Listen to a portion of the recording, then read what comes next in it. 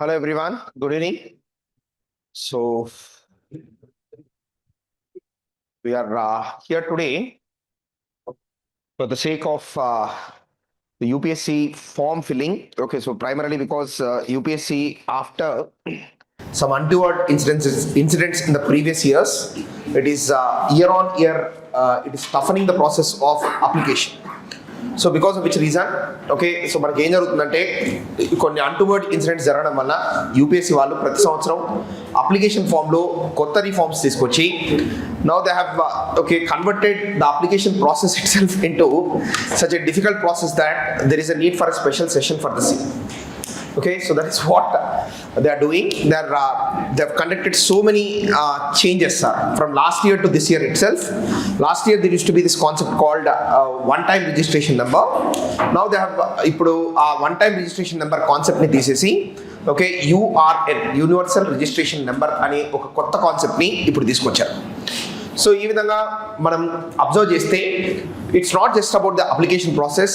UPSC examination as an examination itself is becoming more fairer sir, and at the same time it is also becoming more unpredictable.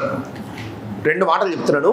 ఒకటేమో ముందు కంటే కూడా చాలా ఫెయిర్గా తయారవుతుంది ఒక side, ఇంకొక సైడ్ ముందు కొంచెమైనా ప్రెడిక్టబిలిటీ ఉండేది, ఇప్పుడు unpredictability has become the central feature of UPSC examination. You need to understand this sir. మీరు కరెక్ట్గా అర్థం చేసుకుంటే ఎందుకు నేను ఫెయిరర్ అయింది అని చెప్తున్నానంటే every year out of only 1000 ad post, అంటే మనకు 900 నుంచి 1000 లేకపోతే 1100 వరకు పోస్ట్ వెళ్తాయి. Every year the repeater candidates usually use to snatch away nearly 100 to 200 post sir. ఎవరైతే ఆల్రెడీ సర్వీస్లో ఉన్నారో వాళ్ళు రిపీటెడ్గా ఎగ్జామ్స్ రాస్తూ వాళ్ళే ఒక 100 నుంచి 200 పోస్టులు వాళ్ళే మళ్ళీ కూడా వాళ్ళ నేమ్సే ర్యాంక్ లిస్ట్లో వచ్చాయి. దానివల్ల ఒకవేళ వాళ్ళకు బెటర్ ర్యాంక్ వస్తే ముందు కంటే వాళ్ళ సర్వీస్ ఇంప్రూవ్మెంట్ అవుతుందేమో, కానీ ఒకవేళ ముందు కంటే వాళ్ళకి తక్కువ ర్యాంక్ వచ్చిందనుకోండి ఆ పోస్ట్ వేకెంట్గా నెక్స్ట్ ఇయర్కి కూడా మళ్ళీ క్యారీ ఫార్వర్డ్ అవుతుంది. నెక్స్ట్ ఇయర్ కావచ్చు, లేకపోతే ఆ సబ్సిక్వెంట్ ఇయర్ కావచ్చు, లేకపోతే ఆ సబ్సిక్వెంట్ ఇయర్ కావచ్చు. దీనివల్ల ఎవరైతే సీరియస్ ఆస్పిరెంట్స్ ఉన్నారో వాళ్ళకు మనకు కనిపించడం అయితే 1000 పోస్టులు ఆయన కనిపించినా సరే ఎఫెక్టివ్గా యూపీఎస్సీ వాళ్ళు కేవలం 700 to 800 పీపుల్ మాత్రమే వాళ్ళు ఎవ్రీ ఇయర్ రిక్రూట్ చేసుకుంటున్నారు. Main problem is with respect to this repeat attempters. దాంతోపాటు ఈ రిపీట్ అటెంప్టర్స్ ఎవరైతే ఉన్నారో వాళ్ళు మ్యాక్సిమం ఆల్రెడీ సర్వీస్లో ఉండి మరి సర్వీస్లో ఉంటూ ప్రిపేర్ అయితే వాళ్ళు ఉన్న సర్వీస్కి వాళ్ళు కరెక్ట్గా న్యాయం చేయగలరా సార్? మీరు ఆలోచించండి. They will never be able to do right or due justice to the service that they are existing in if they keep continuously writing the examination till they exhaust their attempts or till they exhaust their age limit. So because of which reason, okay, new players ki UPSC examination anedi it is becoming very difficult, and many candidates are forced to spend 3 to 4 years, sometimes even 5 years also attempting the examination. Now UPSC, in order to cut this loophole, what it has done is it has very clearly stated that only one time improvement examination can be written for the people who are in IPS or any group A services. Already ఐఏఎస్కి resign చేయకపోతే exam రాయడానికి permission లేదు. ఇప్పుడు ఏం చేస్తున్నారంటే only one time improvement examination, that to immediate subsequent ఇయర్లోనే attempt చేయడానికి ఉంది. 2026లో మీరు సెలెక్ట్ అయ్యారనుకోండి, మీరు కంపల్సరీగా 2027 రాయాలి ఆ వన్ టైం ఇంప్రూవ్మెంట్. ఒకవేళ 2027 తర్వాత మీరు ఎగ్జామ్ రాయాలనుకుంటే కంపల్సరీగా మీరు మీ పోస్ట్ రిజైన్ చేసే తర్వాత మళ్ళీ వచ్చి ఎగ్జామ్ రాయాలి. ఆ రిస్క్ ఎవరు తీసుకోరు కాబట్టి indirectly what they are saying is they are saying not to repeatedly keep attempting the paper. కానీ ఈ కమింగ్ 2 years మాత్రం కొంచెం కాంపిటీషన్ ఎక్కువ ఉండబోతుంది. ఎందుకంటే ప్రీవియస్ ఇయర్స్ అంటే ఇప్పుడు 2025 కంటే ముందు లేకపోతే 2025 సెలెక్షన్ క్యాండిడేట్స్ ఎవరైతే ఉంటారో వాళ్ళు కూడా 2026 and 2027 are going to be their last attempts. Are you understanding this? So అంటే ముందు 2021లో కానీ 2020లో కానీ దానికన్నా ముందు సెలెక్ట్ అయిన క్యాండిడేట్స్ కూడా 2026 and 2027 are the only attempts which they can possibly give. ఈ 2 years స్కిప్ అయ్యాయనుకోండి వాళ్ళు ఇంక మళ్ళీ ఎప్పుడు ఎగ్జామ్ రాయడానికి లేదు. కాబట్టి ముందు సెలెక్ట్ అయిన క్యాండిడేట్స్కి ఏమో 2 years ఫ్లెక్సిబిలిటీ ఇచ్చారు. ఇప్పుడు 2026లో సెలెక్ట్ అయ్యే క్యాండిడేట్స్కి మాత్రం ఒక్క అటెంప్ట్, అది కూడా కంపల్సరీగా 2027లోనే ఇవ్వాలని ఒక రిస్ట్రిక్షన్ తీసుకొచ్చారు. Are you understanding this sir? దీనివల్ల మనకు ఒక 200 పోస్ట్స్ ఏవైతే ఎవ్రీ ఇయర్ ఫ్రీజ్ అవుతున్నాయో అవన్నీ కూడా మళ్ళీ ఓపెన్ అవుతాయి. So in time, this is going to be very beneficial for the candidates who are attempting for the examination for the first time. లేకపోతే ఓకే కొత్తగా పోస్ట్ కోసం ట్రై చేస్తున్న అభ్యర్థులకు ఇది చాలా ఓకే సో మనకు బెనిఫిట్ అవుతుంది. First thing. రెండో మాట ఏం మాట్లాడాను నేను, UPSC is becoming unpredictable is the second statement that I have made, right? Particularly you might be knowing that the two all India services IAS and IPS, they have state specific cadres, right? ఇంతకుముందు వరకు at least మనకు ఒక zonal విధానం ఉండేది. ఆ zonal విధానంలో at least partly we will able to predict okay where we are going to be allocated. ఇప్పుడు except for the top scorers, okay top scorer అంటే ఇంకా మరీ 20-30 ర్యాంక్స్ వరకు మాత్రమే, ఓకే అది కూడా మీ లక్ బాగుంటే ఇన్సైడర్ క్రైటీరియాలో మీకు ర్యాంక్ వచ్చి మీరు మీ స్టేట్కి అలకేట్ అయ్యే పాసిబిలిటీ ఉంది. ఒక్కసారి అది మిస్ అయింది అనుకోండి, ఇప్పుడు currently prescribed or currently proposed grouping క్రైటీరియాలో ఎక్కడ మీకు సర్వీస్ వస్తుంది అనేది అసలు ప్రెడిక్ట్ చేయడానికి వీలే లేదు. Are you understanding this? Primarily because ప్రతి ఇయర్ గ్రూప్ మారుతుంది, అవుట్ సైడర్ వేకెన్సీస్ మారుతాయి, ఇన్సైడర్ వేకెన్సీస్ మారుతాయి. సో దీనివల్ల ఏంటంటే మనకు ఆ సర్క్యులర్ మెకానిజంలో రూస్టర్ పద్ధతిలో అది సర్క్యులేట్ అవుతా వస్తుంది. కాబట్టి ఈ గ్రూపింగ్ మెకానిజం వలన it is very difficult for people to get home cadre except for maybe the top 20 people who might get some insider criteria in order to get into the state SAR.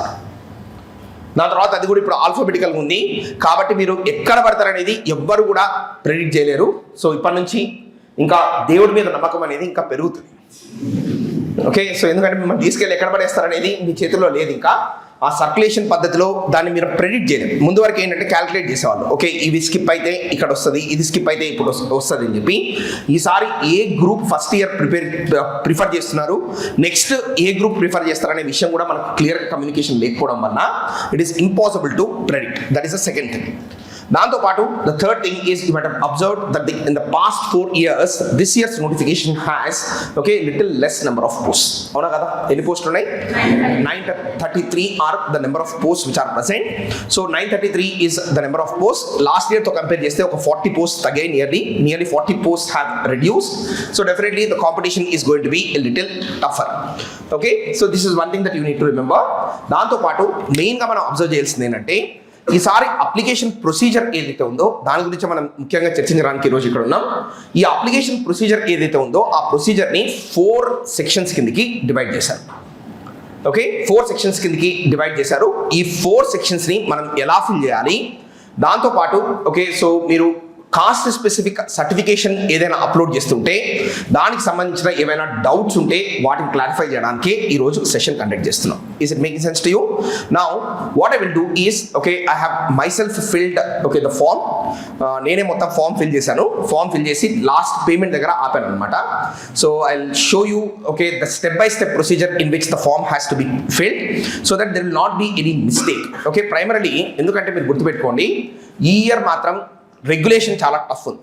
Already first 2 రోజుల్లోనే ఇన్స్టిట్యూట్కి చాలా మంది call చేస్తున్నారు, sir మేము final submission చేస్తాం కానీ ముందు తప్పు చేసాం. ఎందుకు అంత తొందర? February 24th కదా last date.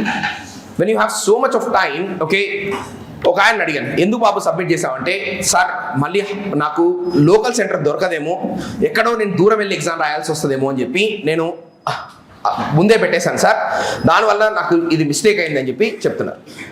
You should never commit such kind of mistakes.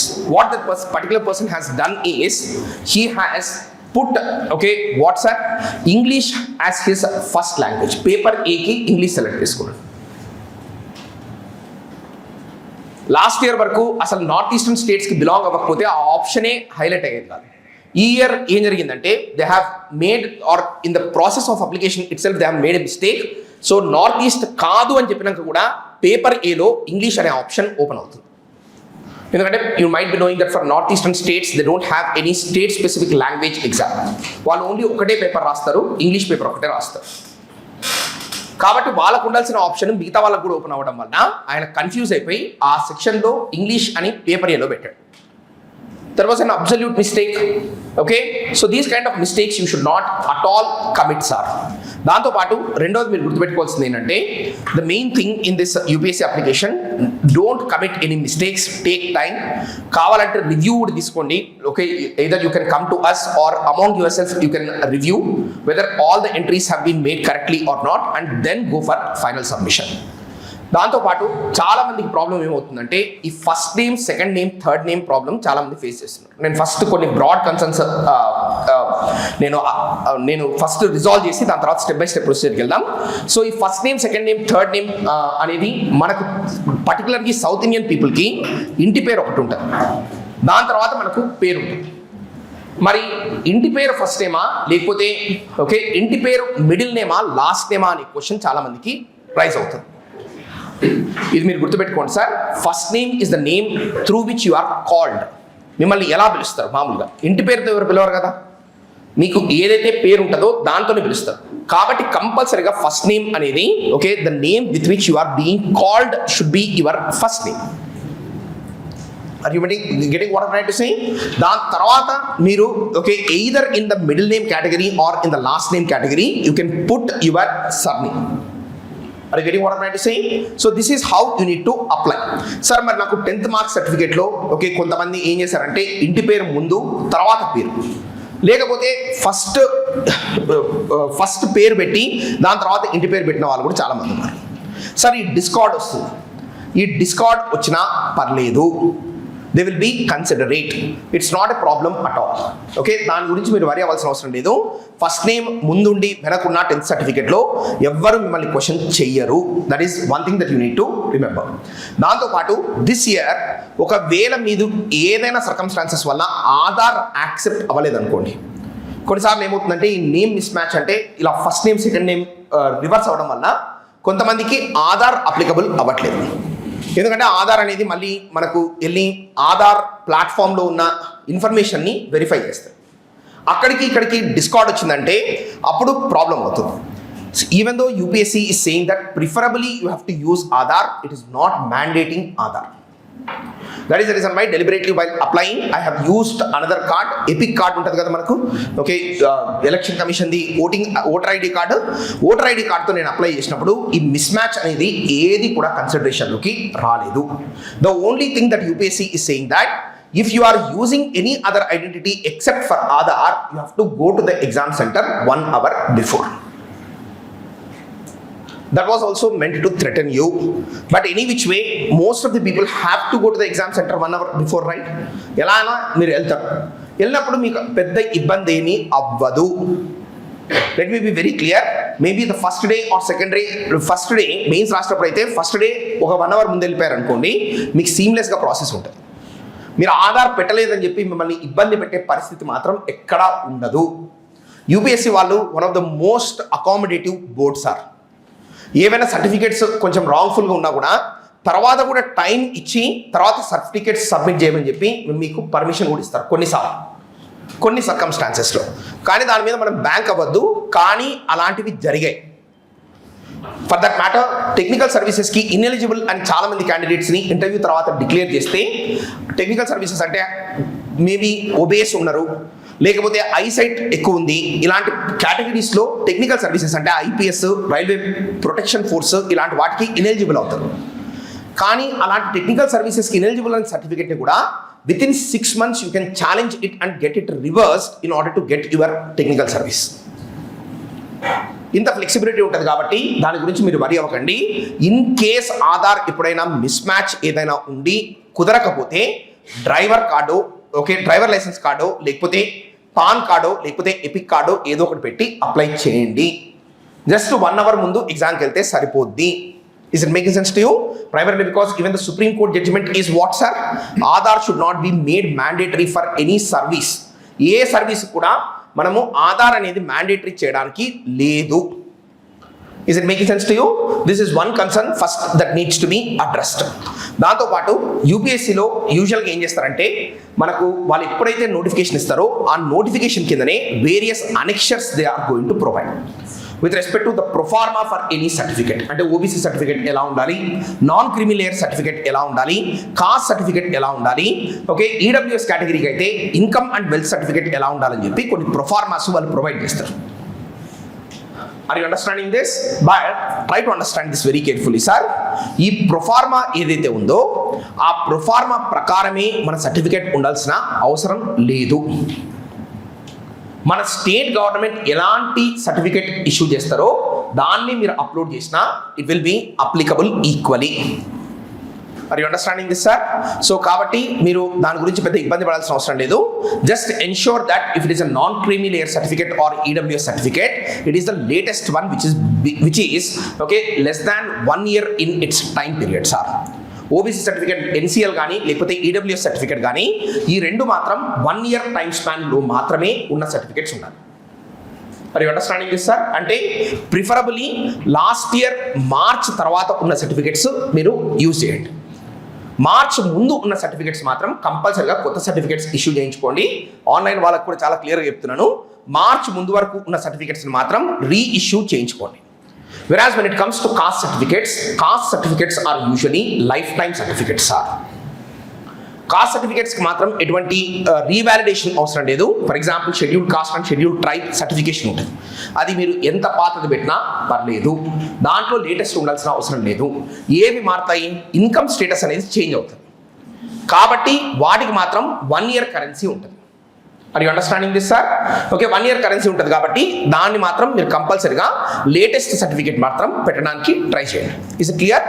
Then one more major question is age eligibility with respect to the examination. Age ఎలిజిబిలిటీకి వచ్చేసరికి యూపీఎస్సీ వాళ్ళు 1st August యూజువల్గా కట్ ఆఫ్ డేట్గా తీసుకుంటారు. 1st August of 1994, okay, and the people who are born on or before 1st August of 1994 in open category, they will become ineligible for the exam. 1994 1st August అనేది మనకు cut off date. అంటే 2nd August 1994 నుంచి మనకు eligibility అనేది open category క్యాండిడేట్స్కి వచ్చేసి it would be from 2nd August of 1994 to 1st August of 2005. Is it making sense to you? It means that the range is what? 21 years to 32 years. Is it true or not, sir? 21 నుంచి 32 years range ఉంది కాబట్టి దాన్ని మనం 2nd August 1994 నుంచి 1st August 2005 వరకు ఇది ఉంటుంది. అయితే చాలా మంది క్వశ్చన్స్ అడిగేది ఏంటంటే నాకు ఎన్ని అటెంప్ట్స్ మిగిలి ఉంటాయి. ఈ క్వశ్చన్ చాలా మంది సీనియర్స్ లేకపోతే జాబ్ హోల్డర్స్ ఇలాంటి క్వశ్చన్స్ అడుగుతుంటారు. వాళ్ళు చేయాల్సిన పనుల్లో ఏంటంటే మీరు ఏ ఇయర్ రాయాలనుకుంటున్నారు, ఫర్ ఎగ్జాంపుల్ 2027 రాయాలనుకుంటున్నారు అనుకోండి, దీనికి +1 చేయండి. 2028 మీరు ఎలిజిబులా కాదా చూసుకోవాలనుకుంటే +1 మళ్ళీ చేయండి. 2029 మీరు ఎలిజిబులా కాదా అంటే మళ్ళీ +1 చేస్తే మీకు కరెక్ట్గా మీ డేట్ ఆఫ్ బర్త్ ఏ బ్రాకెట్లో పడుతుంది, మీరు ఎలిజిబుల్ అవుతారా లేదా అనే విషయం మీకు క్లియర్గా అర్థమవుతుంది. Is it making sense to you? This is one thing that you need to remember. So ఈ కట్ ఆఫ్ డేట్స్ అనేవి ఇది ఈ మెకానిజం అనేది మారదు. Every year 1st August date of birth cut off date చేస్తారు. సో 1994 2nd August నుంచి 2005 1st August వరకు ఉన్న క్యాండిడేట్స్ అందరూ ఎలిజిబుల్ అవుతారు. And if you belong to any category through which you can claim any age specific relaxation for OBCs, they have to just add +3 to it, sir. +3 means what? They will be eligible from 2nd August of 1992. దానికంటే ముందున్న వాళ్ళు they will be ineligible 3 years before. Okay, so ఈ criteria ఎందుకంటే 35 years వరకు cut off date ఉంటుంది కాబట్టి +3 చేసుకోండి. Whereas for scheduled caste and scheduled tribe candidates you have to add +5. Whereas for the candidates who belong to the PWBD, that is persons with benchmark disabilities ఉంటే వాళ్ళు they have to add +10. Is it clear? It means that for a general candidate 32 years, for OBC candidate 35, for scheduled caste and scheduled tribe it is 37, and for persons with benchmark disabilities it would be till 42 years for general PWBD. మరి OBC PWBD అయితే 45 వరకు eligibility ఉంటుంది. SC ST PWBD ఉందనుకోండి, వాళ్ళకి మళ్ళీ +10 add అయ్యి ఎంతవరకు వస్తుంది సార్? 47 years వరకు వాళ్ళకి ఎలిజిబిలిటీ ఉంటుంది. Are you understanding this? Me specific relaxation అది అలానే ఉంటుంది, దాంతో పాటు persons with bench mark disabilities relaxation కూడా వచ్చి SC ST persons with bench mark disabilities can attempt the exam till 47 years of age. That is the highest age till which you can write the examination. Is it making sense to you?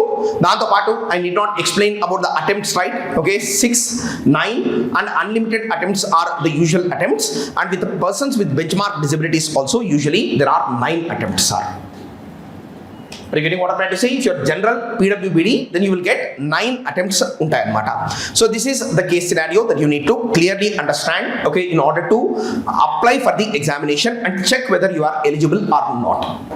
Cost certificates నేను చెప్పిన ప్రొసీజర్లో మీకు ఉండాలి. దాంతోపాటు ఇంకొక main question ఏంటంటే చాలామంది అడుగుతున్నారు, I want to get it settled once and for all times to come. Particularly the people who are still not graduated but are in final year of their semester, okay, or final year లో ఉన్న వాళ్ళు ఎవరైనా సరే ఎగ్జామ్కి ఎలిజిబులే. మీరు mains రాసిన తర్వాత okay 15 days మీకు టైం ఇస్తారు మెయిన్స్ అయిన తర్వాత. ఆ మెయిన్స్ అయిన తర్వాత ఇచ్చిన 15 days విండోలో మీరు ఈదర్ ప్రొవిజనల్ సర్టిఫికేట్, లేకపోతే ఫుల్ యూనివర్సిటీ సర్టిఫికేట్, లేకపోతే ఫైనల్ మార్క్ షీట్, ఈ మూడిట్లో ఏ ఒక్కటి సబ్మిట్ చేసినా సరే it would be accepted as your graduate certificate. Already graduate అయిపోయి కొంతమంది ఏమైపోయిందంటే మన ఏపీ తెలంగాణలో కొన్ని యూనివర్సిటీస్ ఓకే చాలా చెత్త పాలసీస్ ఫాలో అవ్వడం వలన ఓకే కొంతమంది ఫీ కోసం ఓకే సర్టిఫికేట్స్ అలానే పెట్టుకోవడం వలన చాలా మందికి ఏమవుతుందంటే ఈవెన్ గ్రాడ్యుయేట్ అయిన 1.5 year వరకు కూడా సర్టిఫికేట్ రావట్లేదు. లేకపోతే వాళ్ళ యూనివర్సిటీ ఇంటర్నల్ ప్రాబ్లమ్స్ ఏవైనా ఉంటే దానివల్ల కానీ యూజువల్గా సర్టిఫికెట్స్ రావట్లేదు. So but okay for the candidates who have okay so ఇలాంటి ప్రాబ్లం ఉన్న వాళ్ళు యూజువల్గా ఏం చేయాలంటే maybe they might not give the final certificate but you will have the provisional certificate, right? లేకపోతే మార్క్ షీట్ అయినా అట్లీస్ట్ ఫైనల్ ఎగ్జామినేషన్ ఉంటుంది కదా.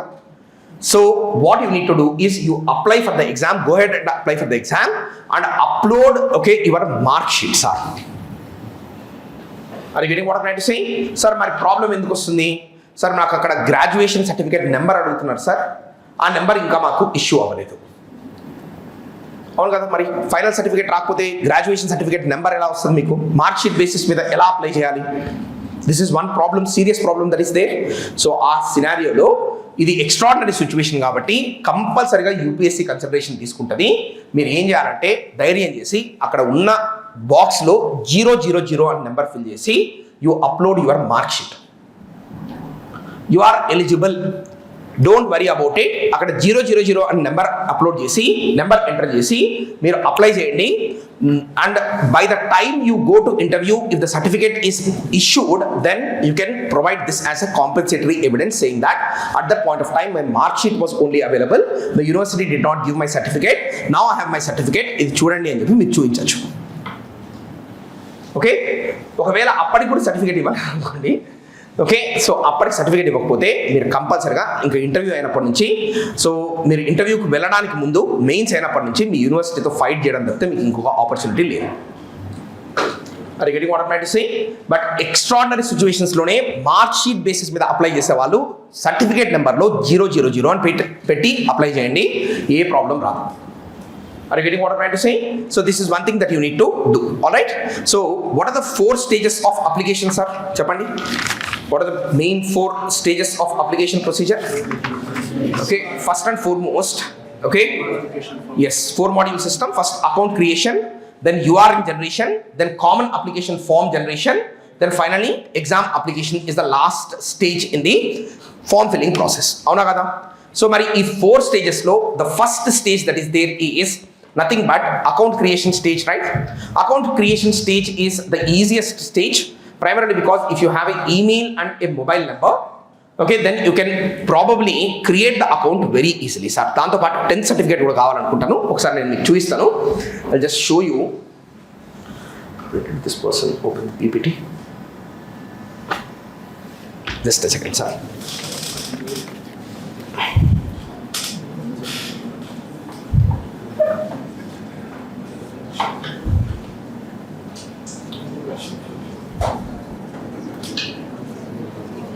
Just a second.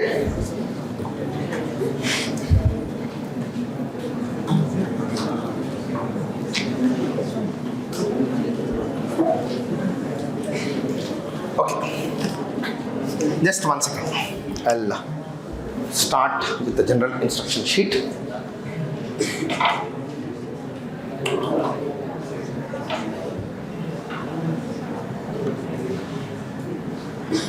What is this? Yes.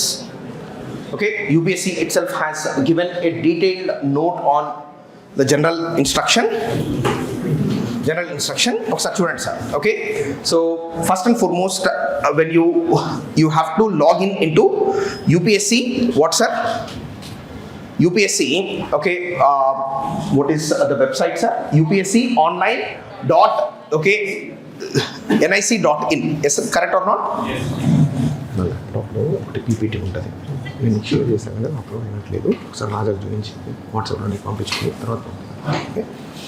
Okay, so first and foremost thing that you need to understand is, so the very first stage of the application procedure is nothing but, okay, you have to enter into the UPSC online.nic.in. there you will have, okay, so an apply portal, okay, like with the login portal మీద click చేశారనుకోండి, if you are new here then you will get a chance to sign up. ఆ sign up అనే button మీద మనం click చేస్తే immediately we will be redirected to this create account and login page, sir. ఈ create account and login పేజ్లో మీరు ఫండమెంటల్గా చేయాల్సిన వర్క్ ఏంటంటే, first and foremost you have to, okay, the first thing that you need to do is, okay, just see this, sir. In create account the main things that you need to have is, okay, there is first and foremost, I just show you, sir. Just give me a minute. I sent one PPT but it did not get translated. It's better for me to, yes, just a second. Yes, okay, so when you enter, first and foremost you have to enter your mobile number. Then after mobile number you have to, okay, just a second, there is a procedure. The procedure has not been mentioned here. Just a second, sir. These are the procedures. First and foremost, there will be a set of instruction. Then after that, you have to verify your email ID through an OTP which is sent to your email ID. Then you have to verify your mobile number through an OTP. Then you have to create a password.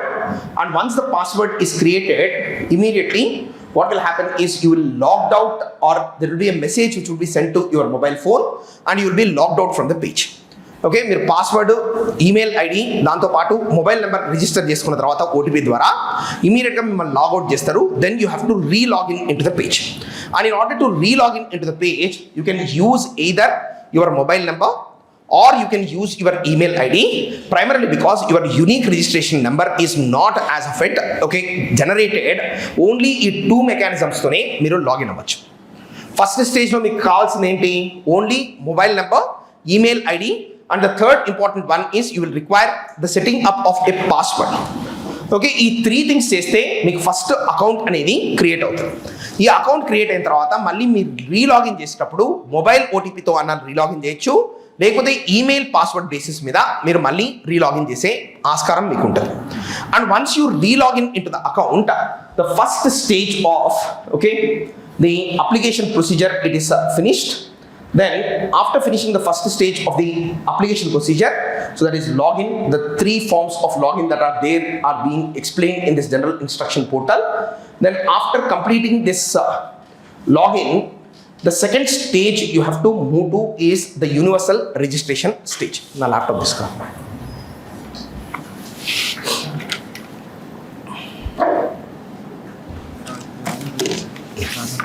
Then call పంపిస్తాను, open చేయండి. Okay, Samuel, come here. Yes. So immediately after that, you will be redirected to this URN page. Just a second.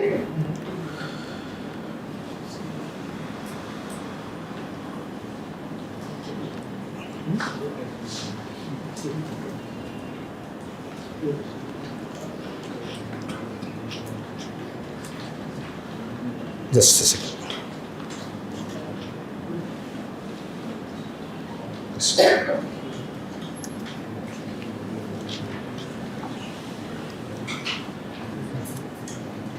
Yes. So once you go to the URL page in the universal registration, okay, what you need is primarily in this stage you will be requiring only a few documents, sir. That is, you need your 10th class matriculation certificate ఒకటి కావాలి. దాంతో పాటు either Aadhaar or one of the preferred, okay, identity markers or identity card you need to have, sir. రెండే certificate కావాలి మీకు ఇక్కడ. ఒకటి matriculation in order to cross verify your date of birth. ఏం కావాలి మీకు? మెట్రికులేషన్ సర్టిఫికేట్ అనేది date of బర్త్ని క్రాస్ వెరిఫై చేయడానికి 10th క్లాస్ మెట్రికులేషన్ సర్టిఫికేట్ కావాలి. దాంతోపాటు whether you are choosing or opting for Aadhaar or other ID card you have to select here. And what you need to do is you need to upload them. ఇక్కడ మాత్రం UPSC వాళ్ళు ఈ year form ఫిల్లింగ్లో ఒక technical problem create చేసింది ఏంటంటే, last year వరకు okay image compression సాఫ్ట్వేర్ని మనకు వెబ్సైట్లోనే వాళ్ళు ప్రొవైడ్ చేసేవాళ్ళు. ఈసారి మాత్రం ఇమేజ్ కంప్రెషన్ సాఫ్ట్వేర్ కానీ అలాంటి సాఫ్ట్వేర్స్ ఏవి కూడా మనకు they did not provide them in the website it self. Because of which reason you have to depend on the third party. దాన్ని కంప్రెస్ చేసుకొని వాళ్ళు చెప్పిన ఇన్స్ట్రక్షన్కి తగ్గట్టు సైజుని మీరు క్రియేట్ చేసుకొని, దాని తర్వాత one more thing that they are saying is you have to name the certificates very very properly. For example ఏదైనా ఐడి కార్డ్ మీరు అప్లోడ్ చేస్తున్నారు అనుకోండి, దానికి ID_SCORES కార్డ్ అని చెప్పి వాళ్ళు చెప్పిన క్యాపిటల్ లెటర్స్ కానీ స్మాల్ లెటర్స్లో కానీ దాన్ని కరెక్ట్గా మనము పెట్టాలి. దాన్ని పెట్టినప్పుడే ఆ డాక్యుమెంట్ని యూపీఎస్సీ వాళ్ళు యాక్సెప్ట్ చేస్తున్నారు. అంటే designation of the document also should be very clear. Either it should be, ఒకవేళ ఇమేజెస్ అప్లోడ్ చేస్తుంటే JPG ఫార్మాట్లో ఉండాలి. ఒకవేళ PDF or one more format is whenever you are uploading documents it should be in proper PDF format. That too, most of the images have to be in the range of 100 KB to 200 KB. PDF documents వచ్చేసరికి 100 to 300 KB అనేది ఒక flexibility provide చేశారు. సో అవి names కరెక్ట్గా ఉండాలి, దాంతోపాటు document కూడా పర్ఫెక్ట్గా ఉండాలి. Particularly this year they are very very particular about photographs sir. Last year వరకు ఏంటంటే ఫోటోగ్రాఫ్స్ అనేవి జస్ట్ మనమే కింద నేమ్ డేట్ అనేది ఫోటోషాప్లో మనం వెళ్ళి దాన్ని క్లియర్గా మన నేమ్ రాయించుకొని కింద డేట్ రాయించుకొని ఫోటోగ్రాఫ్స్ తీసుకునేవాళ్ళు. But UPSC has understood that people have become very smart, primarily because any date can be entered there. ఎసాను పాత ఫోటోగ్రాఫ్స్ కూడా తీసుకొచ్చి ఎప్పుడో నాట్ సెంచరీలో తీసుకున్న ఫోటో తీసుకొచ్చి అన్నా దీని మీద డేట్ చేంజ్ చేయని చెప్పి డేట్ చేంజ్ చేయించి అప్లోడ్ చేస్తున్నారు. దాంతోపాటు one more major challenge that UPSC has observed is people are one more thing that they are doing is they are changing their appearance from the time of application to from the time of examination. So appearance కంప్లీట్గా మార్చేస్తున్నారు. Particular problem ఏంటంటే గడ్డాలు పెంచడం, లేకపోతే ముందు long hair పెట్టుకొని దాన్ని complete గుండు కొట్టించడం. సో ఇలాంటి చేంజెస్, సబ్స్టాన్షియల్ చేంజెస్ చేసినప్పుడు మనకు ఎగ్జామ్లో వెరిఫికేషన్ ప్రొసీజర్ చాలా కష్టం అవుతుంది. దాంతోపాటు ఈ ఇయర్ ఏం చేశారంటే యూపీఎస్సీ వాళ్ళు ఫేషియల్ రికగ్నిషన్ సిస్టమ్ని ఇంట్రడ్యూస్ చేశారు.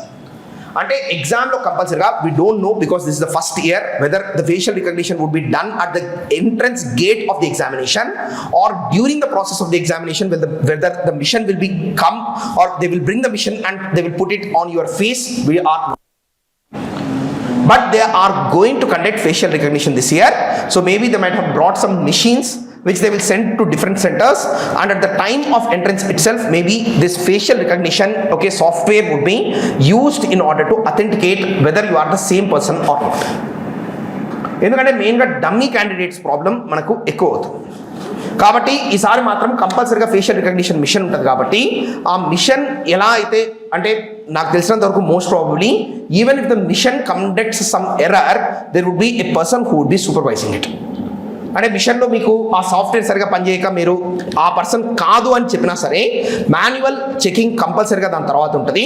ఆ మాన్యువల్ చెకింగ్ కూడా మీ ఫోటోగ్రాఫ్ ఏదైతే మీరు అప్లోడ్ చేశారో అది, దాంతోపాటు మీరు కంపల్సరీగా ఇప్పుడు either on mobile phone or through the laptop web cam you have to click one more photograph, live photo. You have to take the live photo and దాంట్లో కూడా గుర్తుపెట్టుకోండి, in both live photo and in the photograph that you have uploaded your face should cover 3/4 of the photograph. లేదు sir Zoom చేస్తే సరిగ్గా కనిపించట్లేదు నేను. So నేను మామూలుగా నా ఫేస్ చాలా ఫోటోజెనిక్ ఫేస్ అంటారు, కానీ అంత జూమ్ చేసి చూసినప్పుడు నాకు అంత ఫోటోజెనిక్ కనిపించట్లేదు. ఇలాంటి ఆస్పెక్ట్స్ మాత్రం ఎవ్వరు ప్లీజ్ చేయకండి. See 3/4 of the face or the photograph should be 3/4 it should be covered by the face. 3/4 cover అవుతున్నప్పుడు కూడా ఇంకొక రెస్ట్రిక్షన్ కూడా పెట్టారు, both the years should be clearly visible. అర్థమవుతుందా? చెవులు రెండు క్లియర్గా కనిపించాలి. దాంతోపాటు మీ ఫేస్ అనేది ఫోటోగ్రాఫ్లో 3/4 స్పేస్ని ఆక్యుపై చేయాలి. దాంతోపాటు వెనకాల కంపల్సరీగా background compulsorily it should be white in colour. Then you should not wear any hat or other things on your head. Your hair should not fall to the front. అంటే మీ four హెడ్ని cover చేస్తూ మీ hair కూడా ముందరికి ఇలా పడి ఉండకూడదు. దాంతోపాటు okay, coloured glasses ఏవి కూడా పెట్టుకోకూడదు. Even slight tint is also not acceptable. చాలామంది ఇప్పుడు గ్లేర్ గ్లాసెస్ తీసుకుంటున్నారు. ఆ గ్లేర్ పడి మీ ఐస్ కనిపించకపోయినా మీకు ప్రాబ్లం అవుతుంది. గ్లేర్ గ్లాసెస్ ఉన్న వాళ్ళు ఎవరైనా సరే ఓకే, ఇప్పుడు యాంటీ గ్లేర్ అని చెప్పి కొత్త సిస్టమ్ వచ్చింది కదా, బ్లూ కలర్ కనిపిస్తాయి, గ్రీన్ కలర్ కనిపిస్తాయి. సో అలా మీ గ్లాసెస్ కనిపిస్తే ఫోటోగ్రాఫ్ తీసినప్పుడు ఆ రిఫ్లెక్షన్ మీకు కనిపించినా immediately you have to take the glasses out and then take the photograph. Remember this very carefully. ఇప్పుడు ఈ యాంటీ గ్లేర్ ప్రాబ్లం చాలా మందికి ఉంది. ఏమవుతుందంటే ఐస్ కనిపించట్లేదు. ఐస్ కనిపించకపోతే ఫేషియల్ రికగ్నిషన్ సాఫ్ట్వేర్ కంపల్సరీగా వర్క్ చేయదు. గుర్తుపెట్టుకోండి, వాళ్ళు తెచ్చిన ఫేషియల్ రికగ్నిషన్ సాఫ్ట్వేర్ గ్లేర్ కనిపించడం వల్ల మీ ఫోటో సరిగా లేకపోతే అప్పుడు మళ్ళీ చాలా ప్రాబ్లం అవుతుంది. హ్యూమన్ చెక్కింగ్ అంటే అన్నెసెసరీగా మనకి ఎగ్జామ్కి వెళ్ళే ముందు ఒక పెద్ద డిస్టర్బెన్స్గా అది మారుతుంది. కాబట్టి కంపల్సరీగా మీరు ఓకే స్పెక్స్ తీసేసే ఫోటో తీసుకోండి. ఒకవేళ ఎటువంటి రిఫ్లెక్షన్ పడ్డా సరే తీసేసి ఫోటో తీసుకోండి, ఏం పర్లేదు. Okay, we're not getting selected on the basis of our beauty standards. Okay, we're getting selected on the basis of our intellectual standard. కాబట్టి కంపల్సరీగా మీరు అప్లికేషన్ చేసినప్పుడు మాత్రం ఇది మాత్రం గుర్తుపెట్టుకోండి, 3/4 of the photo of face should be present on the photograph with a white background. These are some things that you need to remember. Then the next one is, you can see very clearly here. Yes sir, once you relog in, immediately you will be directed to okay this thing which is called as the universal registration system. And use universal registration system ki meeku kavalsindi Aadhaar or photo ID, matriculation board profile and preview of universal registration are the 3 stages which are present sir. మూడే స్టేజ్లు ఉన్నాయి ఇక్కడ. First వచ్చేసి identity profile, Aadhaar and matriculation board profile are the 3 stages which are present. Now if you see, okay, చూడండి ఇక్కడ examples కూడా ఇచ్చారు. నేను already first name, second name and last name confusion clarify చేశాను కదా. Okay, the same thing, don't worry about it. But whatever name you are being called by, you should put it ideally as the first name. Is it making sense to you? Then next one is okay, so here mainly what you need to pull, what you need to okay fill, I will show you sir. So identity profile, first name, middle name and last name. Okay, so na surname enaka ostadi kabatti and my name has 2 names, that's the reason why I put it in the middle name sir. నేను మీకు example చూపించడానికే మీకు పెట్టాను ఇక్కడ. Okay, so you need to understand it very clearly. What ever name I'm called by, I'm putting it as my first name. Rest of them are not important. Okay, so this is how I will fill my form. Okay, so మీ పేర్లు ఉంటే మీరు కూడా ఇదే విధంగా fill చేయాలి కంపల్సరీగా. Okay, now the next stage is, you can see, okay, so again confirming the first name. Then is the above name the same as name printed on the 10th class or matriculation or equivalent board examination certificate issued by the examination board? Then you have to select SR. కొంతమందికి మాత్రం ఏంటంటే name change చేసుకొని ఉంటారు. వాళ్ళు మాత్రం ఏం చేయాలంటే ఆ name change the gazette notification మీరు కంపల్సరీగా క్యారీ చేయాలి. Some people tend to have this tendency to change names sir. So అది నేమ్ చేంజ్ అయితే కంపల్సరీగా గెజెట్ నోటిఫికేషన్ ఇవ్వాలి. ఆ గెజెట్ నోటిఫికేషన్ సర్టిఫికేట్ని కూడా మీరు కంపల్సరీగా అప్లోడ్ చేయాలి. That is the second thing that you need to remember. But if in case of no change in name, okay, then immediately you have to select S there and there will not be much problem. And again it will ask for refilling according to the 10th class matriculation exam board certificates are. దాని ప్రకారం మనం fill చేసుకుంటూ వెళ్ళాలి. Then gender, this year they also provided, last year it's they started, they also provided the option of transgender also. Okay, male, female or transgender, you can select any of the 3 options. Then next one is, okay, if you see, so they are asking for date of birth and confirmation of date of birth, mother name and father name, and guardian's name is not compulsory. So దానికి star mark లేకపోతే అది compulsory కాదు, మీరు fill చేయాల్సిన అవసరం లేదు. Okay, guardians name there is no necessity for you to fill. Then after the mother and father's name the next one is has Aadhaar card been issued to you. Okay, here you can see they have 3 options. Yes, I have been issued Aadhaar card and consent to proceed for verification. Yes, I have Aadhaar card and consent to verification through virtual ID. Then the last one is I do not want to proceed with Aadhaar verification. ఎవరికైనా సరే ఆధార్ పోర్టల్లో verification problem అవుతుంటే don't worry about it, you can go for other option also. They have said preferably but not compulsory. ఒకవేళ Aadhaar verification ఏదైనా mobile number ఉంది, చాలామందికి problem వచ్చింది, ఎప్పుడో మనం ఒక మొబైల్ నెంబర్ ఇచ్చి ఉంటాం, తర్వాత ఆ మొబైల్ నెంబర్ పోవడము లేకపోతే ఇంకో ప్రాబ్లము ఉంటుంది. కంపల్సరీగా మనం ఆధార్ యూజ్ చేస్తే ఆధార్ స్పెసిఫిక్ రిజిస్టర్డ్ నెంబర్కి ఓటీపీ వస్తుంది. ఆ ఓటీపీ ఇన్యాక్సెసిబుల్గా ఉన్న వాళ్ళు చాలామంది ఉన్నారు. Are you understanding what I'm trying to say? Maybe that phone is lost, you did not take the number and it has been allocated to someone else. Now you have realized that it is linked to your Aadhaar, and definitely any person whom you call and ask for OTP, they are not going to provide OTP now.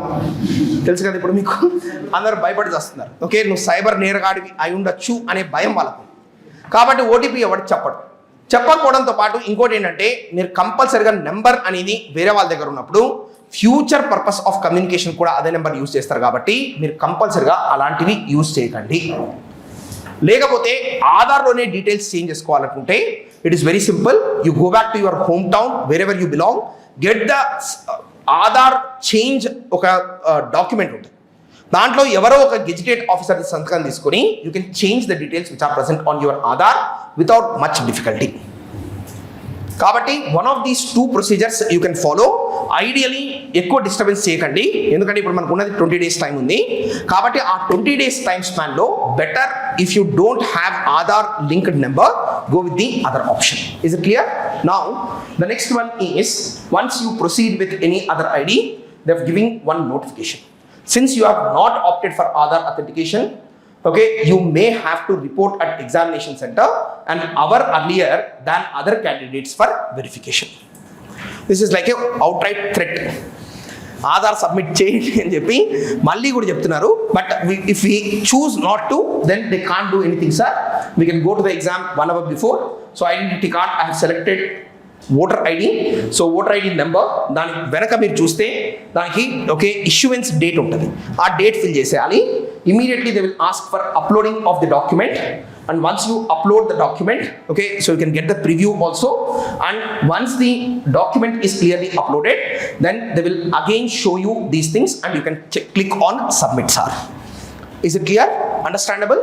Now, once Aadhaar verification is done, the next one that you need to do is you have to, in fact, upload your 10th class matriculation certificate. ఈ 10th class matriculation certificate లో ఒక main problem ఏంటంటే school number అడుగుతున్నారు, sir. Observe చేస్తారా? ఎవరైనా apply చేసిన వాళ్ళు చూసుంటారు. ఓకే, USDI నెంబర్ అడుగుతున్నారు. USDI number is the number which has been allocated to your school by government.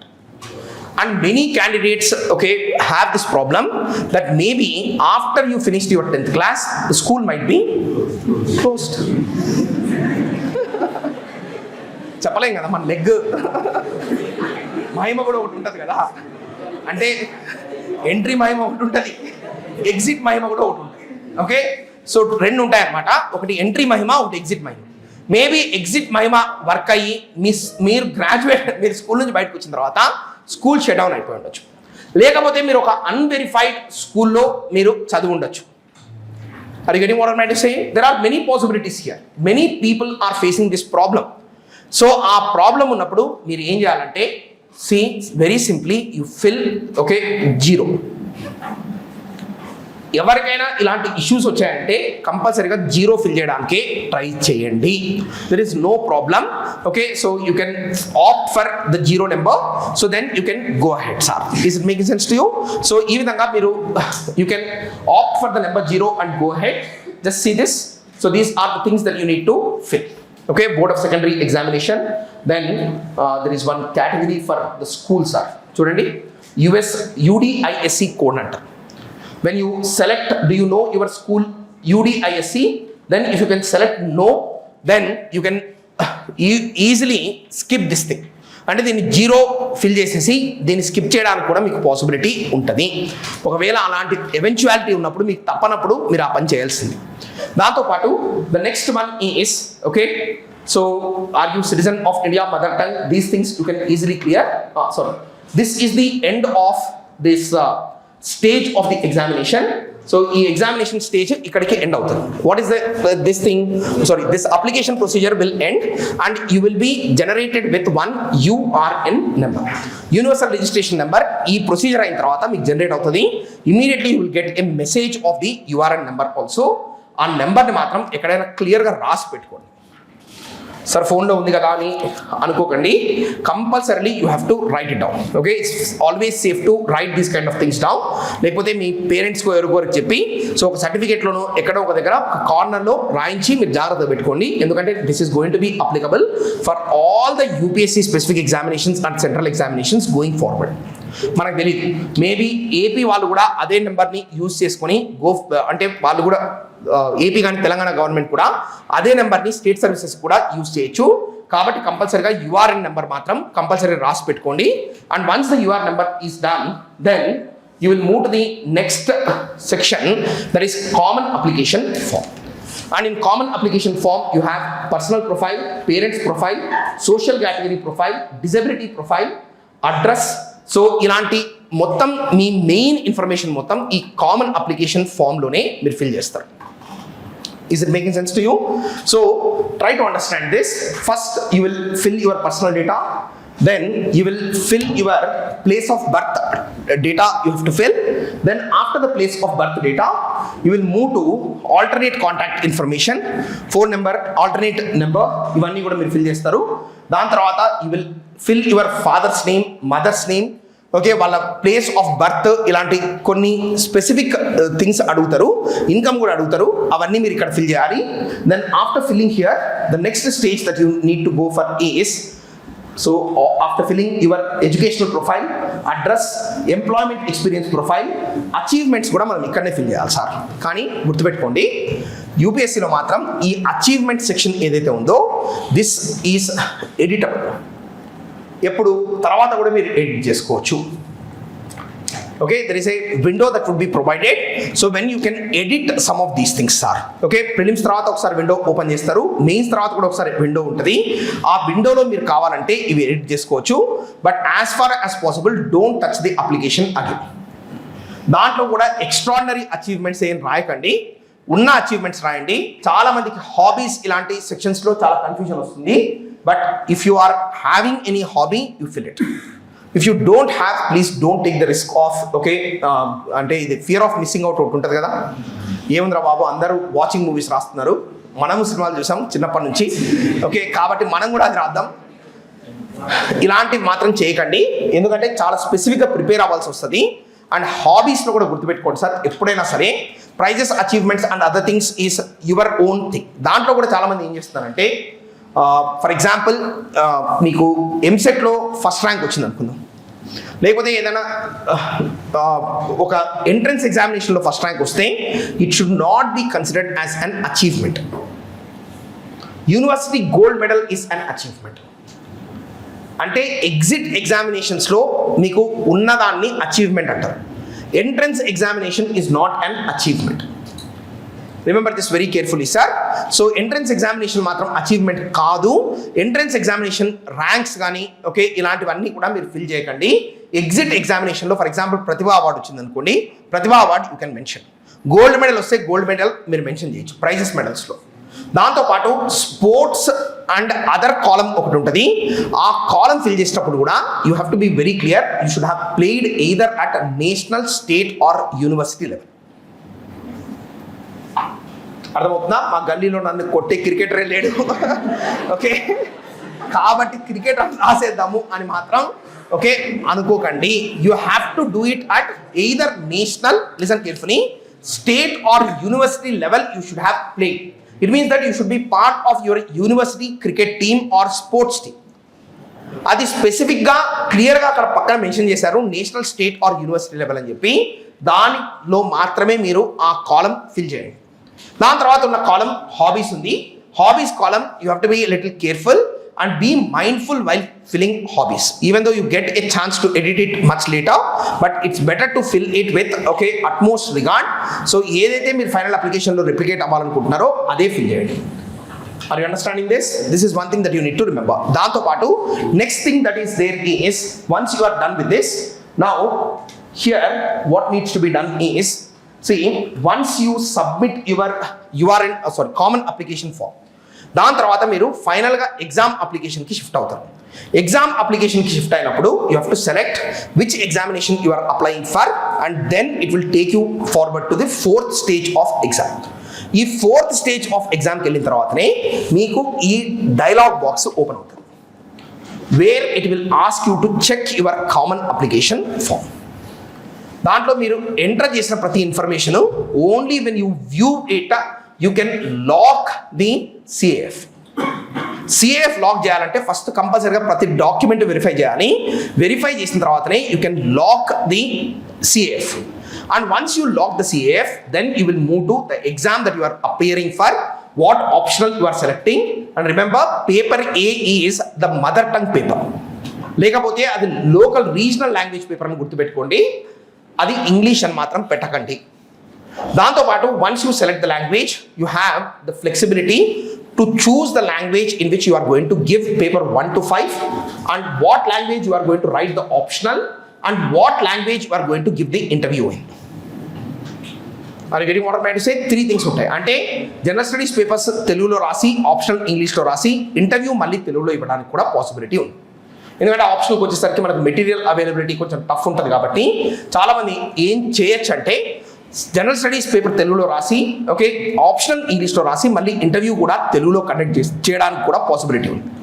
దాంతోపాటు the last section which is much more controversial now is with respect to how to choose the various services which are present. Service preference list is one thing that is very very tough question that is being put forward by people.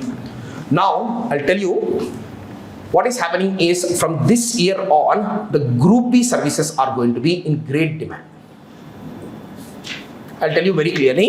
First preference nunchi 5th preference varaku andaru almost similar preferences పెడతారు. పెట్టిన తర్వాత 6th preference నుంచి Group A services పెట్టాలంటే people will not be willing to put Group A services. Rather than that, they will go for Group B services, which are DANIPS, PONDICS, and PONIPS. So these are the services which are present, which are called as Group B services are present. So manaku 23 services lo nearly 20, how many services are there? 23 services are there. In 23 services, the Group B services are only from 19 nunchi unna services anni Group B services are. And in total somewhere around how many? 4 services are there. 19, 20, 21, 22, 23. Yes. 4 services are Group B services. Remember this very carefully, sir. This is a very risky game. కానీ చాలా మంది మాత్రం ఈ year నుంచి కంపల్సరీగా Group B servicesని పైన పెడతారు. The reason being, they always want to give the exam again. Last attemptsలో కావాలంటే they can put Group A services before. First time exam రాస్తున్న వాళ్ళకి నేను కూడా సజెస్ట్ చేసేది ఏంటంటే, in case if you are well prepared for the examination, put Group B services ahead so that you will keep your attempts intact. మీకు ఏ information సర్వీసో trade సర్వీసో వచ్చి stuck అయిపోవడం కంటే కూడా ఫస్ట్ ఒక 6 services, IAS, IPS, IFS, IRS customs, IRS IT, maximum Indian audit account service, ఈ 6 services తర్వాత మీరు ఏం చేయొచ్చు అంటే, you can very intelligently play the game by putting the Group B services ahead, so that ఈ 6 services miss అయితే మీ Group B services వస్తాయి. Group B services వచ్చినప్పుడు ఆటోమేటికలీ అటెంప్ట్స్ అనేవి మీకు they will stay intact. And don't think these services are small. They are very, very powerful posts, sir. It is like almost sub-collector in Delhi and Pondicherry region. It is sub-collector post only. దాంట్లో కూడా మీరు ఏంటంటే arm forces head quarters మాత్రం లాస్ట్లో పెట్టండి. It's not a very prominent service. So arm forces head quarters మాత్రం కొంచెం అంటే ఈ 5లో కూడా ఆర్మ్ ఫోర్సెస్ హెడ్ క్వార్టర్స్ లాస్ట్లో పెట్టి తర్వాత Group A సర్వీసెస్ ఫిల్ చేసుకుంటే కొత్తగా ఎగ్జామ్ రాసే వాళ్ళకు చాలా సేఫ్ సార్. అర్థమవుతుందా మీకు? Are you understanding this? And there is high possibility that, గుర్తుపెట్టుకోండి, ఎప్పుడైనా ఒక ఇయర్ సక్సెస్ అయిన క్యాండిడేట్ సబ్సిక్వెంట్ ఇయర్లోనే ఎప్పుడు పర్ఫామ్ చేయలేడు sir. Because primarily after so much of crush you will be given some service, then naturally what will happen is people will become relaxed and symbolic గా కొంతమంది చూపిస్తారు కొమ్ములు వస్తాయని కూడా చెప్తున్నారు. ఓకే, సో కాబట్టి ఆ సబ్సిక్వెంట్ ఇయరే అంత బీభత్సమైన పర్ఫార్మెన్స్ చూపించలేరు. కాబట్టి కొంతమంది మాత్రం ఎవరైతే రిస్క్ అపడేట్ ఉన్న వాళ్ళు గ్రూప్ ఈ సర్వీసెస్ పెట్టి దాని తర్వాత కావాలంటే మిగతా గ్రూప్ ఏ సర్వీసెస్ ఫిల్ చేయండి. Are you understanding this? Okay, then what will happen? Naturally, you will be provided one of the Group B services, and when Group B service is going to come to you, then you will keep your attempts intact and you can aim for the top 6 services very well. ఇంకా attempts already లాస్ట్లో ఉన్నాయనుకోండి, అంటే 5th 6th attempt రాసే వాళ్ళు, particularly online students I'm talking about, వాళ్ళు మాత్రం compulsory you keep all the group A services and then go for group A services. Is it making sense to you? These are the mechanisms and methodologies that you need to follow in order to fill the application. Now, one more major question that is there is with respect to this income certificates, sir. Income certificates, particularly OBC non-creamy layer ki income certificates ఏవైతే ఉన్నాయో వాటిని ఎలా fill చేయాలనే విషయం గురించి just I'll tell briefly about it. Just give me a second. Yes. Okay. So this photograph you can see, this is taken from the OBC list itself. So దాంట్లో ITR చాలా క్లియర్గా ఉంది చూడండి sir. So 3 years that you need to fill the ITR for is 22-23, 23-24 and 24-25. Only for OBC candidates I'm telling you this. So ITR fill చేసినప్పుడు ఈ మూడింటికి మాత్రమే మీరు ITR fill చేయాలి. Are you getting what I'm trying to say? So which means that last before years and the year before's income tax assessment you have to upload. Sir, married women ki kuda father the income. See, this is one yes, very good question you have asked. Remember, OBC certificate అనేది మీ personal income basis మీద కానీ మీ spouse income basis మీద కానీ OBC certificate ఎప్పుడు రాదు. Even though you are getting 1 crore rupees package in a corporate job, but if your father's income is less, your income is not taken into consideration for the sake of OBC. It is only parental income that is taken into consideration. It's not even the spouse income which is taken into consideration. Spouse income కూడా consideration లో తీసుకోరు. Father mother income is the only income which is used for determining OBC. Is it making sense to you? దాంతో పాటు one more important thing that you need to remember. So ఇక్కడ మీరు ఈ OBC non creamy layer certificate తీసుకునే వాళ్ళు చాలా మంది ఏంటంటే, సార్ మా పేరెంటల్ ఇన్కమ్ ఇప్పుడు మా father government teacher sir 8 lakhs కంటే ఎక్కువ ఉంది, మరి అప్పుడు మేము ఎలిజిబుల్ అవుతామా లేదా అంటే, గవర్నమెంట్ ఎంప్లాయీస్ కేసులో income is not the only criteria. What is the post at which your father has been recruited, okay, in government, that is going to be much more important. Direct రిక్రూట్మెంట్లోనే group A service ఏదైతే ఉందో, okay, state లెవెల్లో group A service కానీ central లెవెల్లో group A సర్వీస్కి మీరు ఎవరైనా మీ parents recruit అయి ఉంటే వాళ్ళకు మాత్రం కంపల్సరీగా క్రీమీ లేయర్ అనేది అప్లై అవుతుంది. They will be ineligible as OBCs.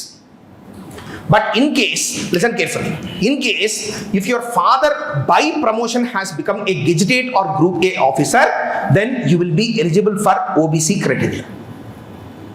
ఎవరికి ఇది? జనరల్ గవర్నమెంట్ జాబ్స్ చేసేవాళ్ళు. మళ్ళీ ఇంకోటి గుర్తుపెట్టుకోండి, యూనివర్సిటీలో వర్క్ చేసే వాళ్ళు ఎవరైతే ఉంటారో, for university people it is a different criteria again. There they will only look at the income because universities are autonomous institutions which have their own recruitment and they are not strictly government jobs, sir. మరి private సెక్టార్లో work చేస్తున్నప్పుడు ఏంటి sir అంటే, private సెక్టార్లో ఉన్నప్పుడు కంపల్సరీగా income would be seen as a criteria. Are you understanding this? Particularly, okay, so last year also this was one major point of discussion, sir. Chala mandi teachers ki promotions dwara they might have become principal and they might have become a gazetted officer. Kani at recruitment they are what, sir? Okay, school assistant is the level at which the state recruits. Kabatti వాళ్ళ పిల్లలు ఆటోమేటిక్గా income ఎక్కువ ఉన్నా సరే they are eligible for OBC certificate. Are you understanding this? Father retired employee pension వస్తుంది కదా. Pension is usually pension is not considered as an income. So are Other sources of income. Okay, other sources of income and ITR file చేసేటప్పుడు కూడా ITRs ఉంటే ITRs మీరు upload చేస్తే సరిపోతుంది. Yes sir. So basically, when I was filling this form particularly, so two things they asked. One was the annual income. So for a person who is a non-creamy layer, the income should be less than 8 lakhs. Yes. His father should not be in the service, any of the Group A service. So and it is asking also about the property. Yes. What Yes. they hold. Asset. Okay, wealth tax asset criteria ఒకటి ఉంది.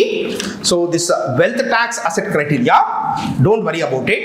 Okay, usually in most of the states the wealth tax applicability is for extremely high number of properties sir. మీరు దాని గురించి worry అవ్వాల్సిన అవసరం లేదు. I think most of the people in India across the country, wealth tax payers themselves are less than 1% sir. Are you getting what I'm trying to say? Wealth tax payers చాలా తక్కువ మంది ఉంటారు. Don't think that the property tax that you pay to the municipality is wealth tax. That is not wealth tax sir. There is a separate act called Wealth Tax Act. దానిలో applicable అయ్యే criteria basis మీద మీరు చేయాలి. కానీ UPSC అడిగేది ఏంటంటే it is not asking just about the assets that you possess, even if you have to enter the gold and silver that is there in your family also in that section. Okay, కానీ ఎవరు reveal చేయరు కాబట్టి so మీరు అంత worry అవ్వాల్సిన అవసరం లేదు. ఆ వెల్త్ ట్యాక్స్ అప్లికబిలిటీ అనేది very rarely it is going to happen. Don't worry about it. Is it making sense to you? Yes. Any other question? Now I'm opening it up for questions sir. చెప్పండి. ఏం కాదు, ITR not filed and maintain అంతే. It's not obligatory for government employees to file ITR. ఎక్కడ obligation ఏం లేదు కాబట్టి మీరు దాని గురించి వరీ అవ్వాల్సిన అవసరం లేదు. You can tell very clearly that not filed ITR. Yes. More questions? Yes madam. This is one serious problem sir. This is one serious problem. So marriage తర్వాత నేమ్ చేంజ్ అవుతే ఏం చేయాలి? See, when you are filling the application, you should definitely do it on the basis of 10th class matriculation certificate itself. Aadhaar upload ఉన్నప్పుడు నన్ను అడిగితేనైతే కంపల్సరిగా the people who are married and who are changing their surname post marriage in Aadhaar card, వాళ్ళు మాత్రం other identification మార్కర్స్కి other ID కార్డ్స్కి వెళ్ళిపోండి. Don't worry. Go for other ID cards. ఎందుకంటే Aadhaar name verification online verification అన్నప్పుడు reject అవుతుంది. Certificate ముందరికి వెళ్ళినప్పుడు మళ్ళీ ప్రాబ్లం అవుతుంది కాబట్టి what you do is you go for other identification card. ఏం పర్లేదు, ఏ కార్డు ఉంటే ఆ కార్డు అప్లోడ్ చేసేయండి. ఏ కార్డు ఉంటే ఆ కార్డు అప్లై చేసేయండి. ఎగ్జామ్కి వెళ్ళినప్పుడు కూడా 10th క్లాస్ మార్క్స్ సర్టిఫికేట్, ఒక మ్యారేజ్ సర్టిఫికేట్ జిరాక్స్, దాంతోపాటు మీ ఎగ్జిస్టింగ్ ఐడి కార్డు ఏదైతే అప్లోడ్ చేశారో అది తీసుకొని వెళ్ళండి. ఏం ప్రాబ్లం లేదు. Just in order to be careful. అప్లికేషన్లో మాత్రం 10th క్లాస్ మెట్రికులేషన్ నేమ్ ఏదైతే ఉందో అదే ఫిల్ చేయండి. ఐడి కార్డ్కి వచ్చేసరికి choose a non Aadhaar option and upload it when you go to exam. ఎందుకంటే నాన్ ఆధార్ ఆప్షన్స్ మీరు అప్లోడ్ చేసినప్పుడు క్రాస్ వెరిఫై చేయట్లేదు. You are using a loophole, that's it. It's not verifying. Then you take your marriage certificate along with the matriculation certificate xerox and new ID card that you have, the ID card that you have uploaded, you carry it along with you, and in examination hall it is acceptable. ఇది problem ఎవరికి వస్తుంది అంటే మెయిన్గా south ఇండియన్స్కి వస్తుంది. ఎందుకంటే north వాళ్ళకి అసలు ఇంటి పేరు ఉండదు. You might be knowing about it right. వాళ్ళకి అసలు ఇంటి పేరు అనే కాన్సెప్టే లేదు కాబట్టి వాళ్ళకి అసలు ప్రాబ్లం రాదు. మారడం కూడా ఉండదు. కానీ సౌత్లో మాత్రం ఈ ప్రాబ్లం వస్తుంది. సో అందుకే మీరు జాగ్రత్తగా మ్యారేజ్ సర్టిఫికేట్ తీసుకొని వెళ్తే సరిపోతుంది. ఇంకా క్వశ్చన్స్ అడగండి సార్. చెప్పండి సార్. గ్యాప్ సర్టిఫికేట్ అడుగుతున్నారా? అడగరు. గ్యాప్ సర్టిఫికేట్ ఏం లేదు, అసలు ఆ కాన్సెప్టే లేదు. చెప్పండి సార్.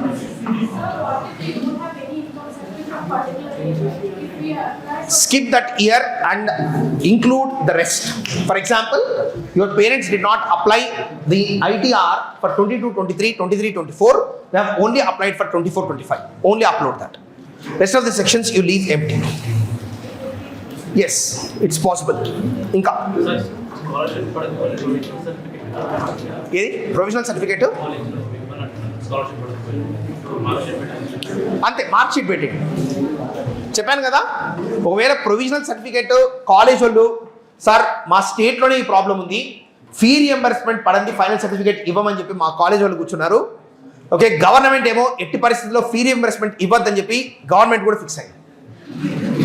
ఓకే, సో మధ్యలో మాకు ఇబ్బంది అవుతుందంటే మార్క్ షీట్ అప్లోడ్ చేసేసి 0 పెట్టాడు, ఏం problem. You can go and explain. There is no issue. Yes. Some other question? Huh? After session. Okay, fine. Good. Okay. For you also last question. Japan. Yes, sir.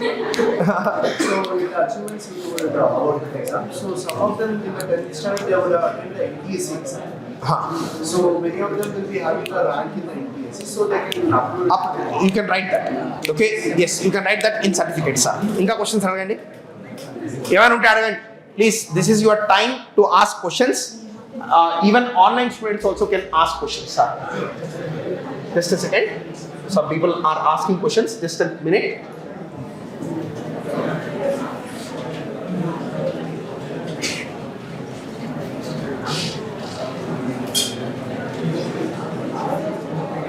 పాత card ఏదైనా copy ఉంటే అది printout చేసి తీసుకెళ్ళండి. Okay, పాత card ఉంటే printout చేసి తీసుకెళ్ళండి. One of them. Okay,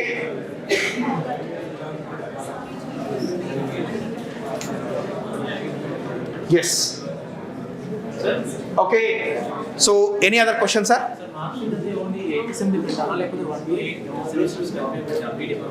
Last final semester mark sheet you have to put. Final semester చెప్పండి sir. Right, NCC and NSS achievements మీరు రాసుకోవచ్చు, కంపల్సరీ రాసుకోవచ్చు. Okay, so you can do that. Then any other question?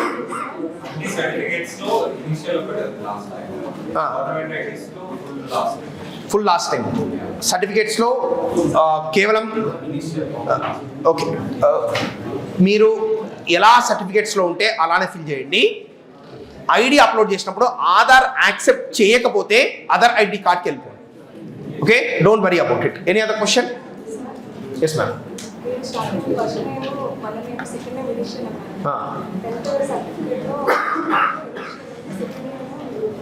అంటే దాంట్లో first name అని mention చేశారా? 10th class సర్టిఫికెట్లో అంటే ma'am first name అంటే మీరు తప్పుగా అర్థం చేసుకోకండి, వినండి. 10th క్లాస్ సర్టిఫికేట్లో ఎక్కడ ఫస్ట్ నేమ్ సెకండ్ నేమ్ అని మెన్షన్ చేసి ఉంటారు. ఫస్ట్ నేమ్ అంటే మన పేరులో ముందున్న నేమ్ కాదు, మనల్ని ఏమని పిలుస్తున్నారో ఆ నేమ్. ఇంటి పేరు ఫస్ట్ నేమ్ కాదు, అక్కడ ఫస్ట్లో ఉండడం వల్ల అది ఫస్ట్ నేమ్ కాదు. అర్థమవుతుందా? Okay, so this is I'm not joking, this is real. Okay, so first ఉండడం వల్ల ఫస్ట్ నేమ్ కాదు. Okay, so your real name is the first name. Okay, then any other? Yes, be quick. Be quick. Any other questions? So, yes, sir. So, on this note, I think we have satisfactorily discussed about the form filling procedure. So, you can go ahead and if you have any queries, online students particularly, you can call up the institute. Okay, we will be of some assistance. దాంతో పాటు ఏదైనా తప్పులు చేసి ఉంటారు అనుకోండి, for example మీరు తప్పులు చేశారనుకోండి, యూపీఎస్సీ వాళ్ళైతే వాళ్ళు ఒక నెంబర్ ప్రొవైడ్ చేశారు మీకు. ఓకే, మ్యాక్సిమం మిస్టేక్స్ చేయకండి. ఒకవేళ ఇంకా ఓకే అనివార్య కారణాల్లో ఏదైనా తప్పు జరిగితే అప్పుడు మీరు ఏం చేస్తారంటే ఆ నెంబర్కి కాల్ చేయండి. వాళ్ళు ఎలా రెస్పాండ్ అవుతారు అనే దానికి నా గ్యారంటీ కాదు. ఓకే, ముందే చెప్తున్నాను, అది వాళ్ళ ఇష్టం. 90% ఏం చేస్తున్నారంటే ఫోనే లిఫ్ట్ చేయట్లేదు, ఆ ఫోన్ పక్కన పెట్టేశారు.